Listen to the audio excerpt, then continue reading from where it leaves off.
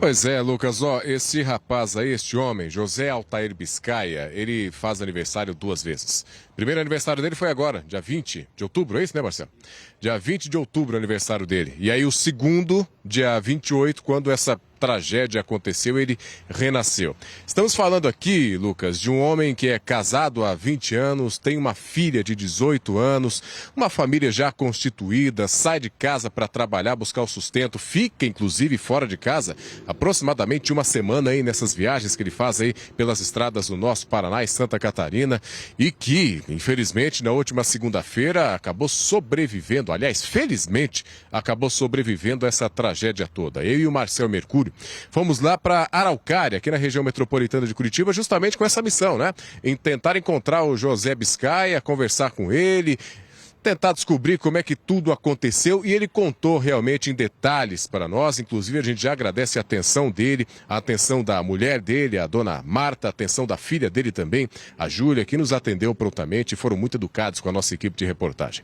Bom, gente, o José contou em detalhes tudo que ele passou ali na 376. Ele conta que realmente estava indo para Santa Catarina fazer uma entrega pela empresa dele, utilizando o caminhão da empresa dele, e foi um verdadeiro susto. Ele se salvou porque quando o caminhão estava caindo naquela ribanceira, ele teve a esperteza de sair do banco do motorista e ir para outro ponto da cabine. Se ele não tivesse feito isso, Lucas, talvez ele não tivesse sobrevivido a essa situação. Um ponto que eu perguntei para ele também foi quando ele estava dentro da cabine. Oi, pode falar, Lucas. Eu achei que isso que você falou foi impressionante.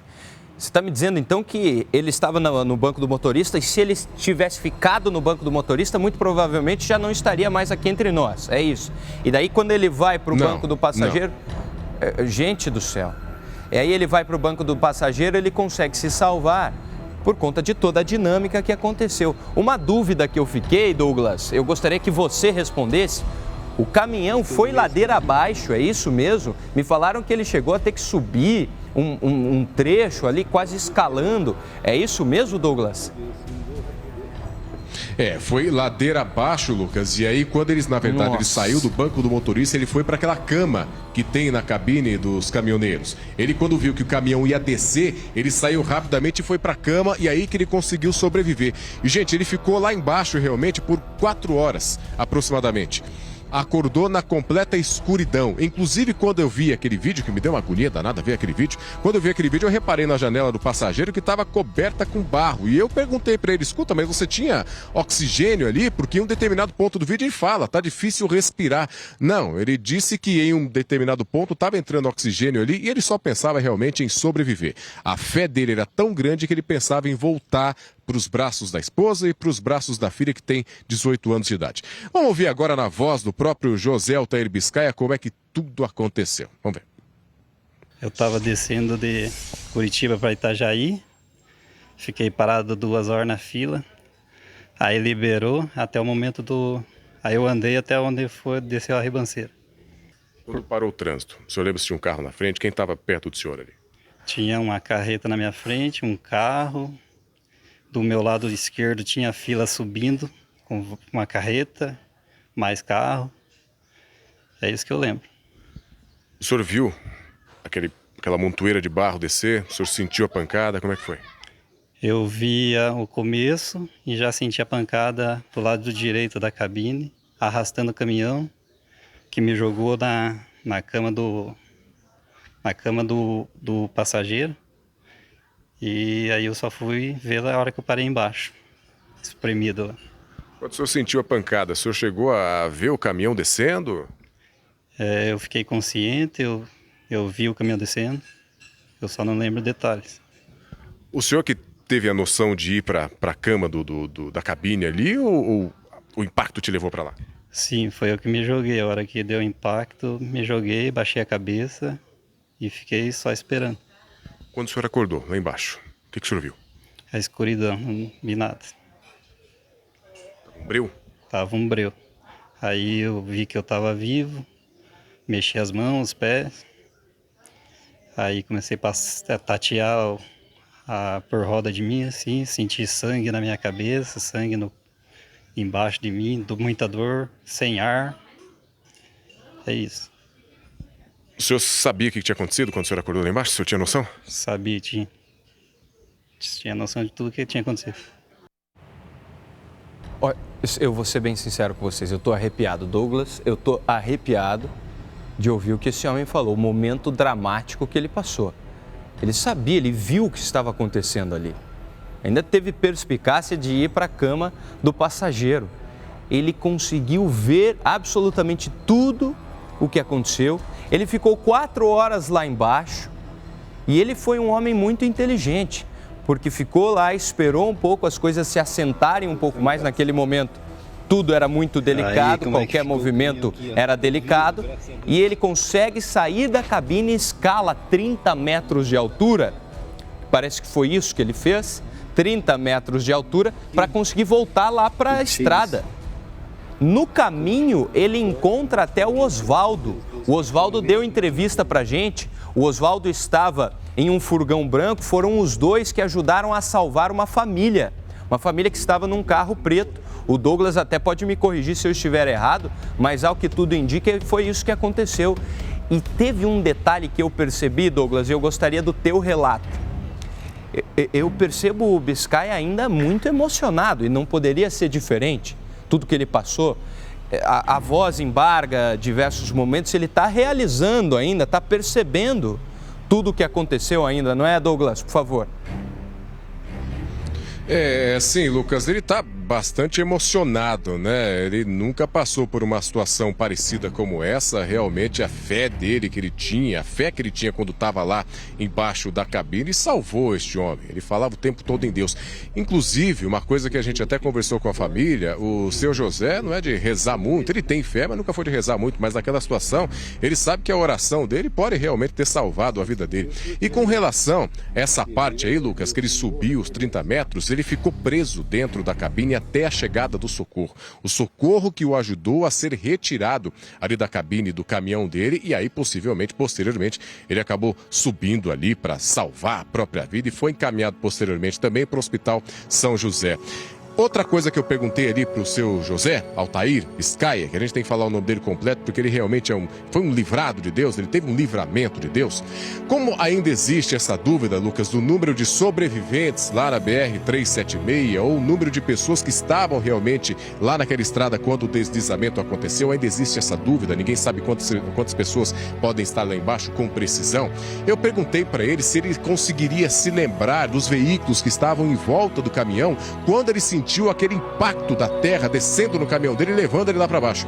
Ele não conseguiu se lembrar exatamente. Ele disse que tinha uma carreta na frente dele, uma carreta na frente, um carro na frente e outros carros subindo aqui sentido Curitiba. Por isso ele não conseguiu precisar exatamente quantas pessoas desceram junto com ele no momento que o deslizamento aconteceu. Mas ele sabe que infelizmente ele viu gente morrer. Essas são as palavras dele. Ele, infelizmente, viu gente morrer.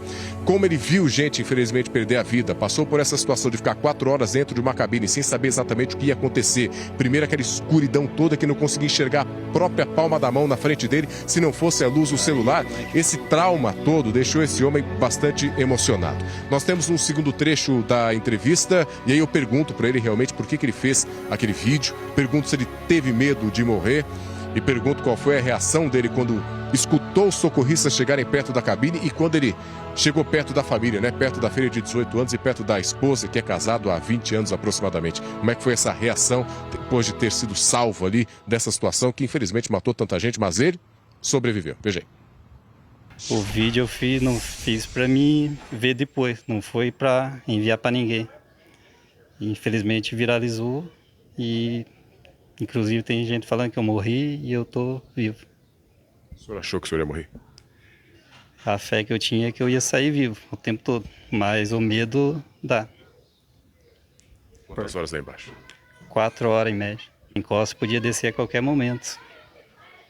E podia morrer por falta de sangue, falta de ar, ou o caminhão pegar fogo, qualquer coisa assim, vem tudo na cabeça, né? Tinha ar entrando por algum lugar? Tinha.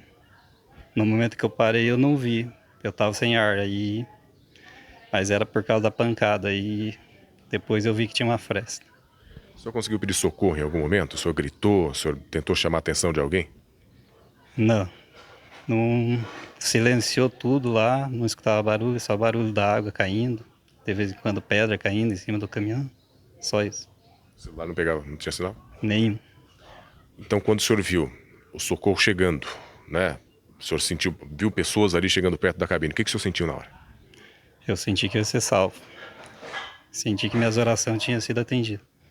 O senhor é um homem de fé, senhor? Se eu não tivesse fé, eu não tinha saído de lá.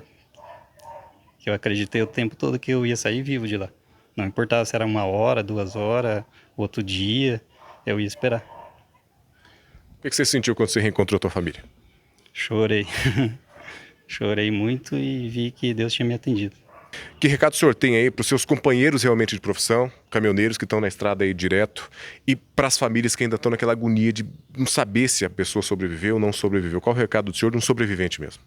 Acreditar sempre no melhor, nunca perder a esperança. Assim como eu estava lá, eu não perdi a esperança em nenhum momento e estou aqui. Milagre acontece todo dia. Nós temos mais um trecho aí do seu José Altair, ele agradecendo realmente aqueles que foram os responsáveis por salvar a vida deste homem. Agradece também ao local que ele trabalha, que está dando todo o apoio a ele. A gente lembra aqui que o caminhão não pertence a ele, pertence à empresa. Quando o pessoal soube daquilo que aconteceu, ficou bastante emocionado. E agradece também a todos que, de certa forma, oraram pela sobrevivência, rezaram pela sobrevivência deste homem. E aqueles também que mandaram apoio para a família quando esse vídeo foi divulgado. Vamos ver aí mais uma fala do seu José.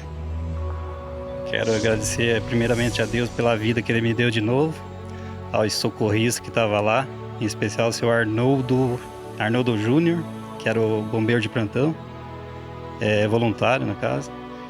Agradecer a equipe de pronto-socorro do Hospital São José, que me trataram totalmente bem.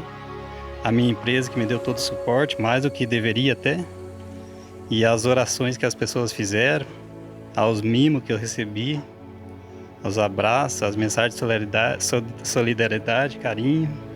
É isso. Isso aí, Lucas. Eu e o Marcel Mercúrio conseguimos conversar com este homem em primeira mão. Em primeira mão também trouxemos essa entrevista aqui no Tribuna da Massa, uma história de uma superação absurda, um livramento realmente. E a gente já coloca aqui que se a pessoa acredita em Deus, ela pode passar por qualquer situação que ela vai sobreviver. Que foi o caso. Sobreviveu, voltou para os braços da família e hoje vai curtir o jogo da seleção brasileira, Lucas. Graças a Deus, perto da mulher, perto da filha, todo mundo feliz e com história para contar.